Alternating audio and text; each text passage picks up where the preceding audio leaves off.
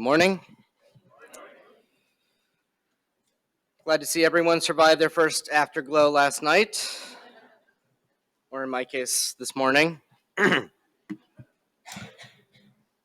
So I'm going to jump right into it. My talk this morning is going to be about argument. And at first blush, that might not seem to have anything to do with the conference theme this year, which is, of course, conversion. But to answer that possible objection right up front, I could take the easy way out and simply remind us of the tagline of the conference this year, which is learning to think again. And certainly the task of learning to think again involves occasionally having an argument. But actually, I'm going to make an even stronger claim this morning in defense of my topic. I'm going to try to maintain that the idea of conversion and the idea of argument are more closely linked than that. And I'll follow Chesterton's example, who said that some of the most important lessons are learned in the nursery. I'll go back to a lesson that I learned in the nursery and try to connect these dots. For those of you who aren't parents or children of the 80s, this doesn't make any sense to you. For the rest of us, we'll have a very annoying earworm for the rest of the day. The two lines that I'd like to connect this morning between conversion and argument are as follow. First, that there's a connection between conversion and argument in each of our own lives as Christians.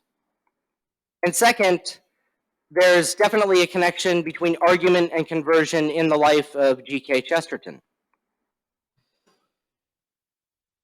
And just before we leave this slide, this isn't one of the practical lessons I'm promising today. It's just kind of a bonus. I know you are, but what am I? Is not a good argument. So try to avoid that one. I'm going to start with this second point first, that in the life of G.K. Chesterton, argument played a role in his conversion. Because he says this himself. And in order to demonstrate that, I'll begin with a pretty lengthy quote from his autobiography. I'm going to quote it at length because it's going to provide some seeds for reflection that will develop later on this morning. He writes, "My brother, Cecil Edward Chesterton, was born when I was about 5 years old, and after a brief pause, began to argue. He continued to argue until the end, for I am sure that he argued energetically with the soldiers among whom he died in the last glory of the Great War. We argued throughout our boyhood and youth until we became the pest of our whole social circle. We shouted at each other across the table on the subject of Parnell or Puritanism or Charles I's head, until our nearest and dearest fled at our approach, and we had a desert around us. And though it is not a matter of undiluted pleasure to recall having been so horrible a nuisance, I am rather glad in other ways that we did so early thrash out our own thoughts on almost all the subjects in the world. I am glad to think that through all those years we never stopped arguing and we never once quarreled. Perhaps the principal objection to a quarrel is that it interrupts an argument. Anyhow, our argument was never interrupted until it began to reach its conclusion in the proper form, which is conviction. I do not say that at any particular moment either of us would have admitted being in error, but as a matter of fact, it was through that incessant process of disagreement that we came at last to agree." And Chesterton goes on to specify the form that final conviction and agreement took, that both his and Cecil's good habit of argumentation led them to end eventually, but quite independently, in the same church. Now, I'm not just taking a somewhat long-winded approach to making the very obvious point that Chesterton's conversion was something kind of in the intellectual realm. Nor is it just the fact that Chesterton traces this history of argument with Cecil beginning in boyhood being an influence on both of their ultimate conversions. What's most significant for us here are the terms that Chesterton uses when he describes this relationship that he had with Cecil and their constant argumentation. They didn't have that particular argument, but we all have. Notice the terms he uses to describe that process. We did so early thrash out our own thoughts on almost all the subjects in the world. And it was through that incessant process of disagreement that we came at last to agree. This notion of argument as a joint pursuit of truth, leading to agreement, is going to be very important for us to keep in mind today. So now turning to the matter of how conversion relates to argument in each of our own lives, I want first to clarify a possible misunderstanding. When we hear the word conversion, we tend to think of adults entering the church just like Chesterton, or perhaps even we think of St. Paul, famously depicted getting knocked off his horse on the road to Damascus by Caravaggio. But in Catholicism, obviously, a majority of us don't have that conversion experience. We're brought into the church as infants. However, it would be a mistake to think that we cradle Catholics simply sit on the sidelines and watch these dramatic conversions unfolding in the lives of others. No, rather, the entire Christian life is one of conversion. In this respect, to paraphrase or borrow from Winston Churchill in another context, we might say that baptism isn't the end of conversion. It's not even the beginning of the end, but rather perhaps the end of the beginning. The Christian life consists in daily conversion, the carrying of one's cross, just as Jesus told us to do. Any man that would follow him must pick up his cross daily and come after. But we know too well the form that cross can take in our daily lives.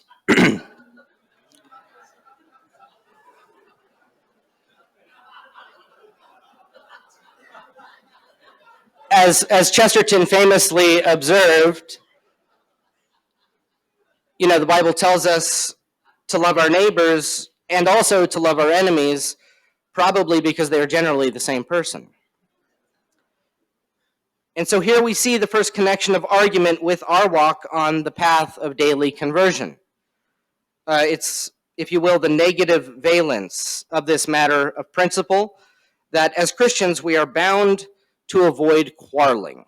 What that man was doing on the internet, what all of us, sad to say, do too often, both on the internet and in our homes. And I'm going to make a very strong claim that avoiding quarreling isn't just good practice, and it's not just for the sake of having an argument, but rather that quarreling can be a sin, and in fact a very grave and serious one. And if you don't believe me, one of the best resources for this, where it comes up quite frequently, I was surprised to find, is in the so-called pastoral epistles of St. Paul. So consider his second letter to Timothy, where he writes, "Avoid disputing about words, which does no good, but only ruins the hearers. Do your best to present yourself to God as one approved, a workman who has no need to be ashamed, rightly handling the word of truth. Avoid such godless chatter, for it will lead people into more and more ungodliness, and their talk will eat its way like gangrene." Later in the very same passage, St. Paul again warns Timothy, "Have nothing to do with stupid, senseless controversies. You know that they breed quarrels, and the Lord's servant must not be quarrelsome, but kindly to everyone, an apt teacher, forbearing, correcting his opponents with gentleness. God may perhaps grant that they will repent and come to know the truth, and they may escape the snare of the devil." And using strikingly similar language to this, he also warns St. Titus, "Avoid stupid controversies, genealogies, dissensions, and quarrels over the law, for they are unprofitable and futile. As for a man who is factious, after admonishing him once or twice, have nothing more to do with him, knowing that such a person is perverted and sinful. He is self-condemned. So quarrelers are perverts. These are strong words indeed. And yet these stupid, senseless controversies that St. Paul warns us against abound in our world and in our homes. Okay, I'm going to issue the first and last in my life trigger warning, because I'm about to present you with an image which is representative of one of the chief causes of quarreling in our world today. It also, for a brief time, became one of the most precious commodities in the world. We all know what I'm talking about, of course. It's toilet paper.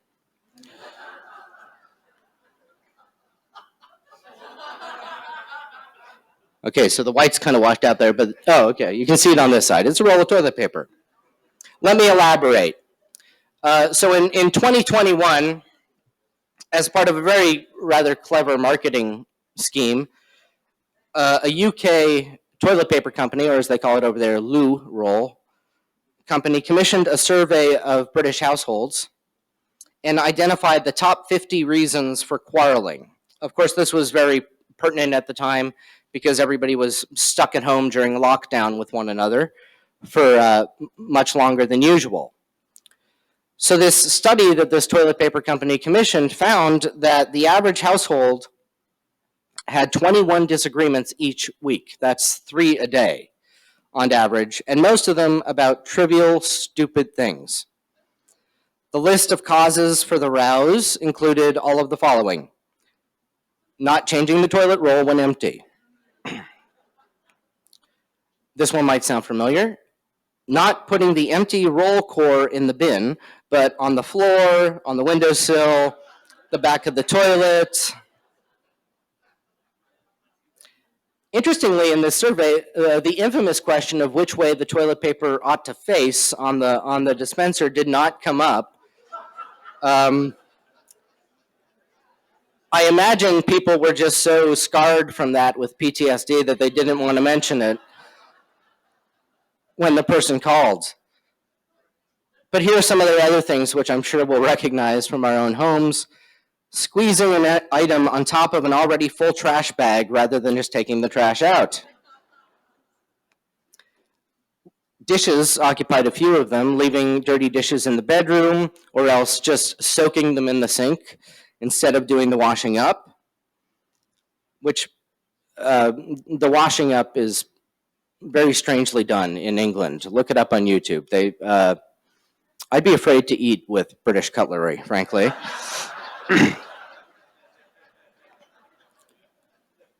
Finally, at number 20 on this list, I like this one in particular because it's sort of meta. The survey found that the 20th top cause of quarrels in the home was the subject of who started the argument.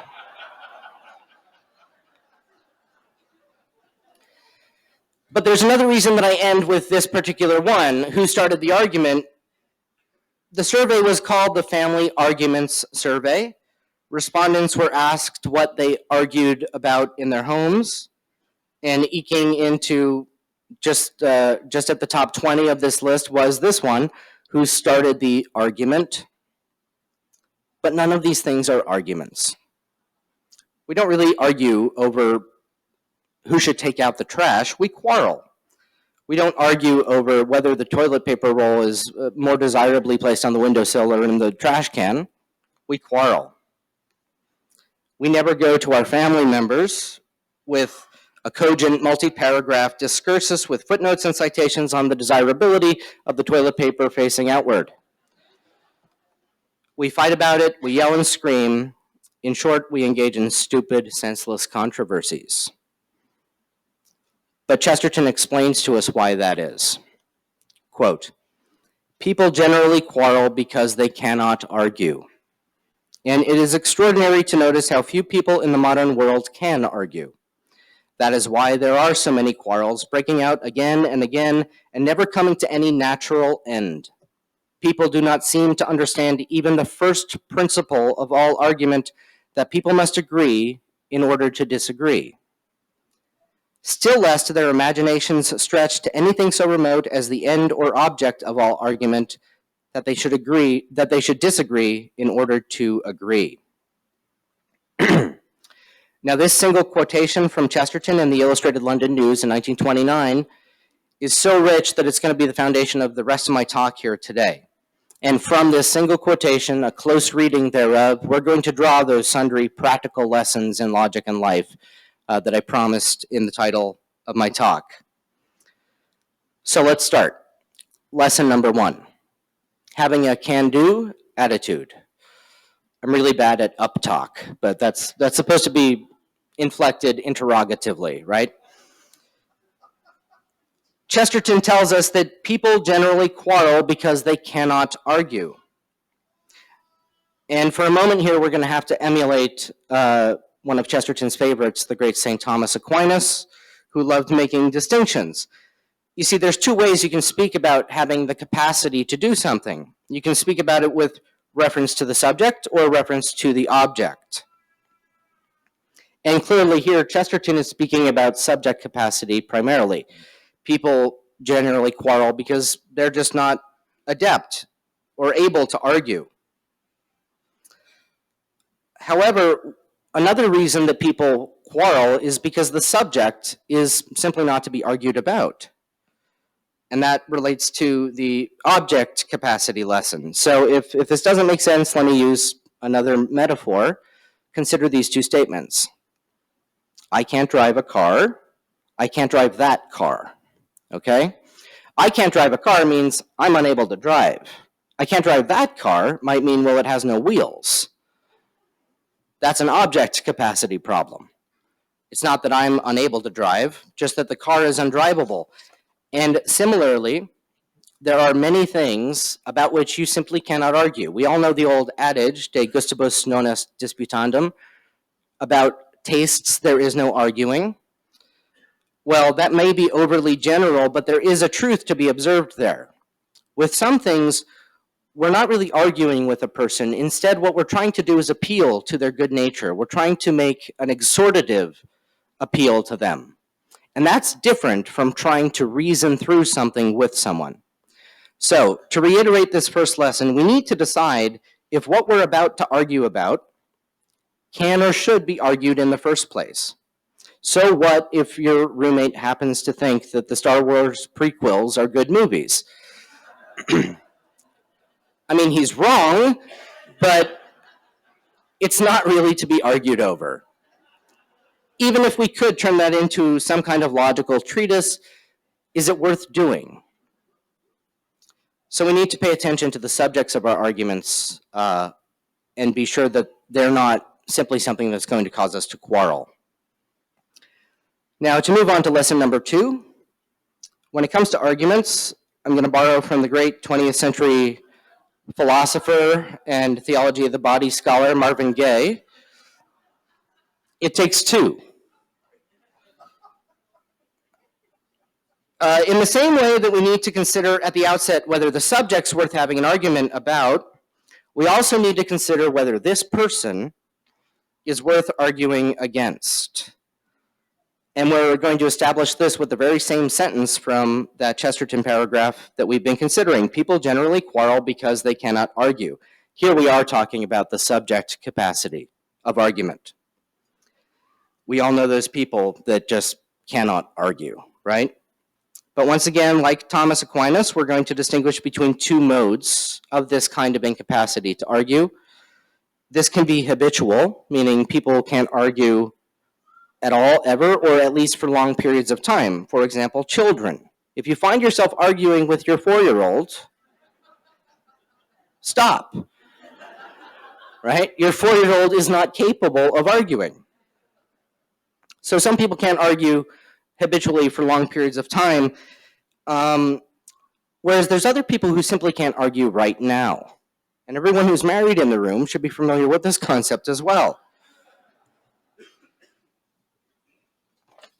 Here we're not talking about, a mere surly nature, We're talking about something else. And we need to be cognizant of that when entering into an argument. And we need to try to take into perspective, why might this person not be able to argue right now?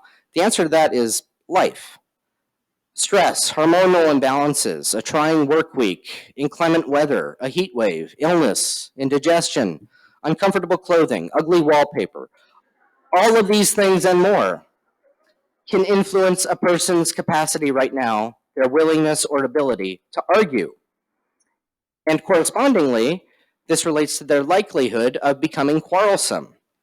And the reason this is important for us to bear in mind is that when we're the rational one, when we're the one not motivated by those things stirring our emotions, we need to take care of that other person.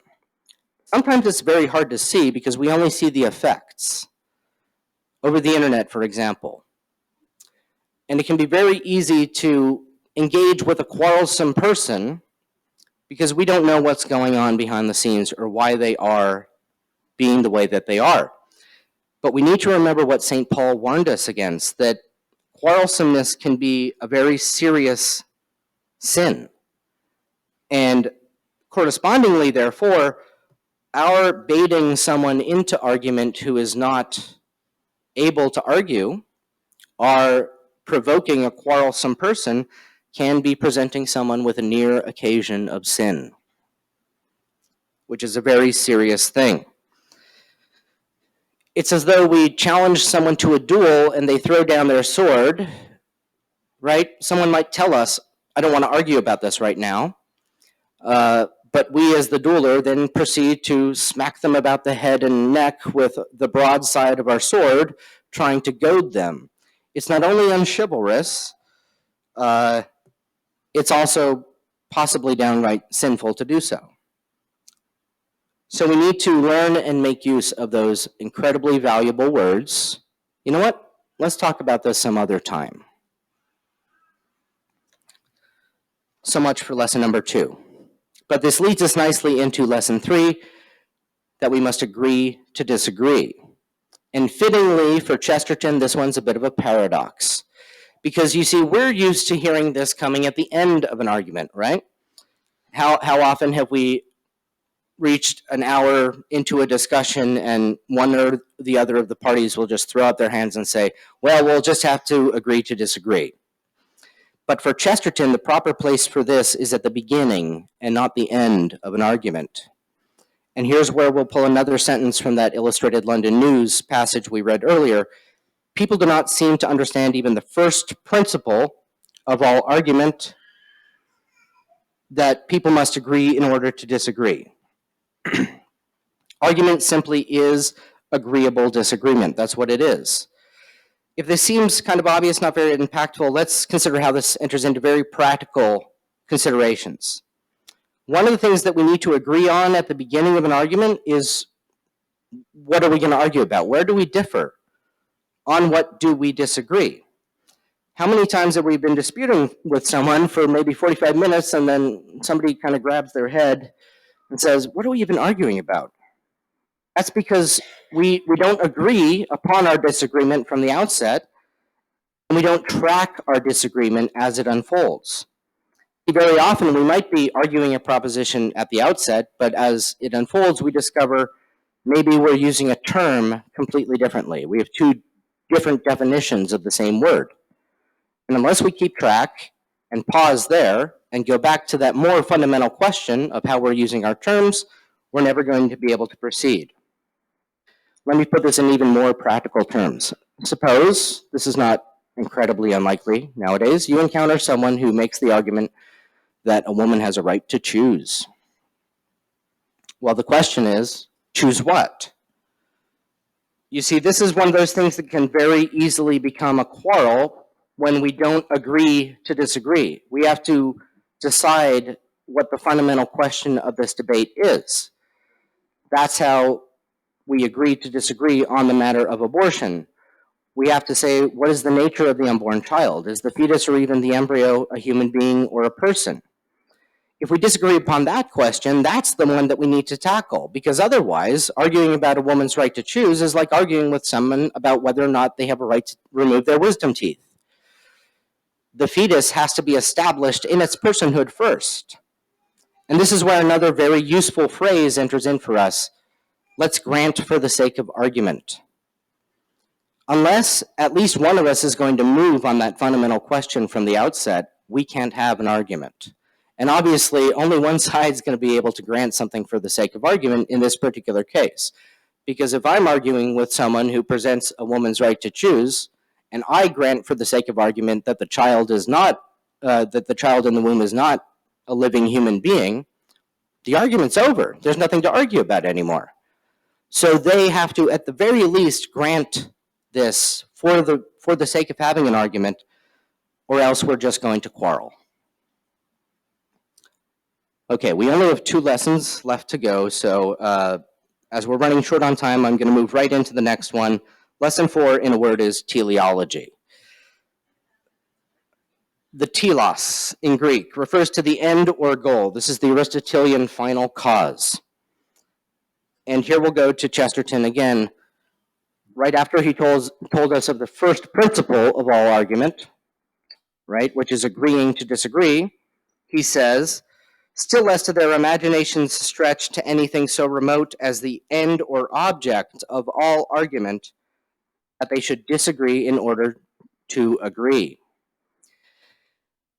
Now, the Chesterton Academy students in the audience will know that the final cause in philosophy is of paramount importance. It answers the question, why? And I think the chief reason that arguments become quarrel has to do with this final cause. As Chesterton wrote, few people in the modern world can argue. That's why there are so many quarrels breaking out again and again and never coming to any natural end. The natural end of argument is agreement. How do we approach agreement in argument? What does this look like in practical terms? Well, let me use another illustration. Suppose at the afterglow tonight, right, somebody approaches you. We have to think of argument like a game. So somebody approaches you at the afterglow with a deck of cards. And they say, hey, I have this deck of cards, let's play a game. And you say, okay, that sounds good. How do we play? And they say, well, we each get, a hand of cards and then we take turns. And you say, okay, but what's the object of the game? And they shrug. So then you ask, well, how do I win? And the other person shrugs again. And then you ask, well, then how do I lose? And here they brightly reply, oh, you lose when I win. So now you're becoming a bit exasperated, and you finally ask, well, how do you win? And once again, the other person shrugs. Obviously, your response to this invitation is going to be, sounds great, let's play for money. Of course not. You're going to decline this invitation. It doesn't sound like a fun card game. And so it needs to be with argument. We need a win condition, and so does our opponent, our interlocutor. And that's established by 2 fundamental but very simple questions. What quality or quantity of evidence will convince me, and what quality or quantity of evidence will convince my opponent? And if either of these questions is unanswered, let alone both, if somebody says no amount of evidence is going to convince me that you're right, we're on the road to a quarrel. We cannot argue. We need to be able to shift on our own position. We need to at least, for the sake of argument, consider that we might be wrong. And this is something I think Chesterton exemplifies for us in many of his writings, right? We can be firm in our opinions, we can be grounded in our beliefs, but when we're arguing with someone, we need that level of humility and vulnerability to be able to really listen to what the other person has to say. And that leads us on to lesson number 5, which is that argument requires fraternal love. Chesterton teaches us that we should argue first and foremost with our brothers before we argue with complete strangers. In this case, it was his literal brother, but throughout his life, one fact stands out about Chesterton that he excelled in fraternal charity. Whether his opponent was Cecil or Belloc or Shaw or Wells, he always impressed his hearers with his goodwill and his humility. This vulnerability and honesty requires charity of us, and so we need to practice it. We need to practice this vulnerability, and so I recommend doing so in a safe space. Nope, not that. I'm not talking about these rooms on college campuses where students go to cry with a puppy because they were made to read Mark Twain.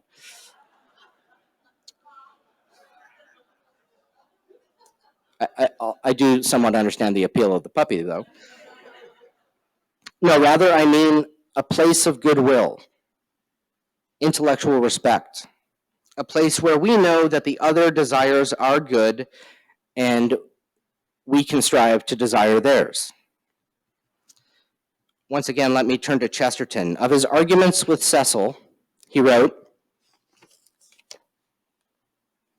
"I think it was a good thing that we had tested every link of logic by mutual hammering. I will even add something that sounds too like a boast, though it is meant to be a tribute. I will say that the man who had got used to arguing with Cecil Chesterton has never since had any reason to fear an argument with anybody."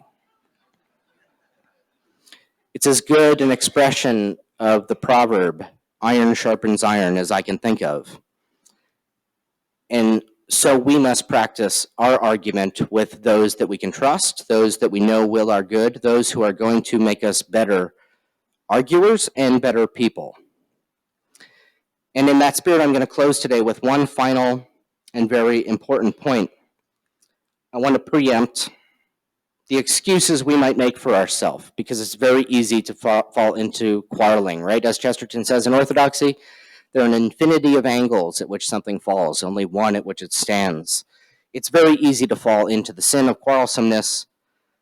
And we might think, well, for Chesterton, this was all well and good. It was very easy. He lived in a more innocent time. He didn't have the internet. Consider this quotation from 1917 and how much it resonates today. The contemporary official paper like the Daily News or the Daily Chronicle simply cannot argue and simply does not pretend to argue. There's no more curious quality in its degradation than a sort of carelessness at once of hurry and fatigue with which it flings down its argument, or rather, its refusal to argue. It does not even write sophistry, it writes anything. It does not so much poison the reader's mind as simply assume that the reader hasn't got one. Sounds very familiar to us. Whoops. Here, we must recall that Chesterton considered himself first and foremost a journalist. Chesterton, though, did not lower himself to what were obviously the journalistic standards of his time. So neither should we. Dale is fond of quoting Chesterton's remark about saints: each generation is converted by the saint who contradicts it the most. The same is also true of the prophet. More than about predicting the future, although Chesterton clearly was very prophetic, the prophet is also the sign of contradiction, the sign of Jonah for a wicked generation. And while Chesterton was, in my opinion, a saint and a prophet, and we are called to be, by our baptism, saints and prophets as well, I'm going to leave the last word with someone who we all know very well was a saint and prophet, the saint who disputed and argued with the philosophers, with the scholars of the law, and even with the vicar of Christ himself. We're going to end with St. Paul again, and this should strike us as very prophetic and resonant today as well.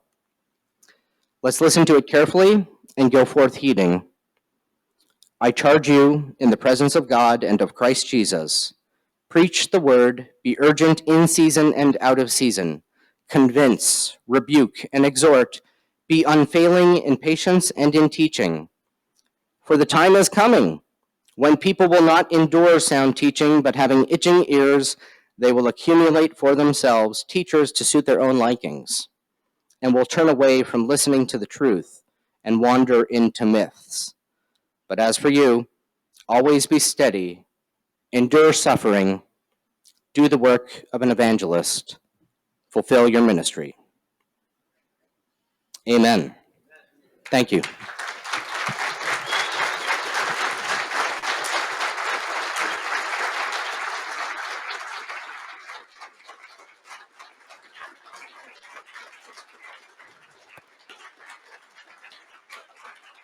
Joe, thank you very much. Great. Next 10:30, right? What's the next one? I have this memorized. Okay. I think we have time for just if anybody has a question or two or an argument against what. This will be an argument. It certainly will, Joe. Okay, so the whole time you're presenting your wonderful presentation, and we can argue about this at the Afterglow tonight. I'd like to quote Chesterton in another work. What is the good of words if they aren't important enough to quarrel over? Why do we choose one word more than another if there isn't any difference between them? If you called a woman a chimpanzee instead of an angel, wouldn't there be a quarrel about a word? If you're not going to argue about words, what are you going to argue about? Are you going to convey your meaning to me by moving your ears? The church and the heresies always used to fight about words because they are the only thing worth fighting about. Well, to clarify, you're quoting the character McIan in The Ball and the Cross, so it's not directly quoting Chesterton himself.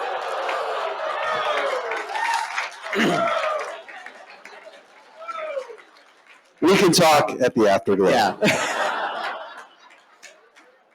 This is one of those things that you need to kind of disambiguate as you read Chesterton, because he will sometimes use the word quarrel in a positive valence, but the preponderance of evidence is that when he's using quarrel in the negative ways, as he does in the quotes that I chose, that he has a very clear meaning in mind, and I think it's the meaning that aligns with the meaning from Scripture. To argue and debate, is there distinction? Yes, I would say distinction in form. So arguing, as I've presented it, is again this mutual hammering out of truth, where we invulnerate ourselves to the possibility of being shaped in the truth, but also try to, pursue this together through conversation with one another. Debate is a more refined kind of purpose, and debate, interestingly, when it's done well, isn't even addressed one to the other, right? If you look at all the great parliamentary systems that there are, you address the chair or the audience. You never address your remarks to your opponent. This is why we have these weird circumlocutions that people use, like the right honorable gentleman, my colleague from Westminster, right? Because you're not even supposed to speak directly to one another in formal debate. In my opinion, the way that debate works the best has that, orientation towards the chair and towards the audience. Yep. We got one over here. I'll get you there. Going off of the distinction between argument and debate, would you say that formal logic is important as far as pedagogy goes, as far as teaching children how to argue? Yes, and on Whova, I'm never going to catch Judith and Charlie up in points, but let alone Andrew. But I will be trying to post on Whova some of the resources that I sort of left out of this talk, because I didn't want to cover the ground of rhetoric 101 or what we might learn in college. It could have been an interesting presentation just going through and listing the informal fallacies, for example, but I wanted to relate it a little more to kind of the spiritual call to conversion. But I will try to give some of those resources, but it is incredibly undervalued today. As Chesterton says, people generally quarrel because they cannot argue, but we also can't think, and thus learning to think again and clarify our own opinions and stay on a task and always be directed to a question. And when that becomes a moving target, to tenaciously go after it, that's a lesson that we need to learn. But it's also something we can never do this alone. There has to be agreement. If we're arguing with somebody, they have to be about that task with us. We have to be co-workers in the truth, importantly. I think that everyone post that thing on Whova. I think everybody needs to look at it. We need to take down the Reeses as contenders for because at some point they're going to try to argue that they can combine their points because two shall become one. I know that argument is brewing right now. So was there a question over here? With how would you apply your agreeing to disagree with Chesterton's relationship with George Bernard Shaw? Because definitely GK was fraternal, but yet Shaw was a Fabian socialist, right? And that does not stand for good. So how did he find this fraternal charity, or what was it that was the common ground in this relationship? I think it was simply goodwill and humor, and that really is the point. You need that to have a proper argument, and I think his example, Chesterton's example of being able to engage people like Shaw, like Wells, even Belloc, who was a bit ornery, that's the kind of example we need to follow. And I think famously it was, Dale can remind me, the Satanist Aleister Crowley. Yeah, Aleister Crowley. Aleister Crowley is one of the very few people that Chesterton simply refused to debate. And I think this is why, because he knew that if you cannot agree to disagree, if you can't disagree agreeably, if you can't count on the goodwill of the other, and when someone has such a perverse will, we need to be willing in those moments to step back. Again, the common temptation for us is just to want to prove that we're right. But really, if we're about the truth, we'll know in those signal moments that, no, I'm not going to get the truth across to this person. The best thing I can do, and it's no small thing, is pray for them. Yeah, the Aleister Crowley thing is a perfect example. They had no common ground to begin with, so he couldn't have a debate with him. And Crowley considered that a great victory that Chesterton refused to debate with him. But it also was a source of anger for the rest of his life for Crowley, because Chesterton was a happy man and he was not. Yeah. One last question, right over here.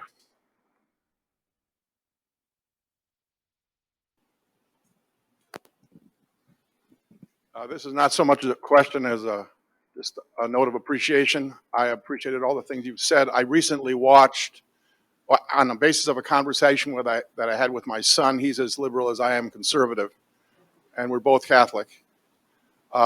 We watched a debate on YouTube with James Baldwin and Bill Buckley, 1965. The American Dream is built on the back of the Negroes. I think that was the formulation. And curiously enough, it's the same argument that we're having today in some quarters with the 1619 Project and people who disagree. You can pray for me that when I continuously talk with my son, that we will debate and not quarrel. We will argue and not fall into some of the weaknesses that you've described, because we've done that before. We're very good at that part of it. Thank you.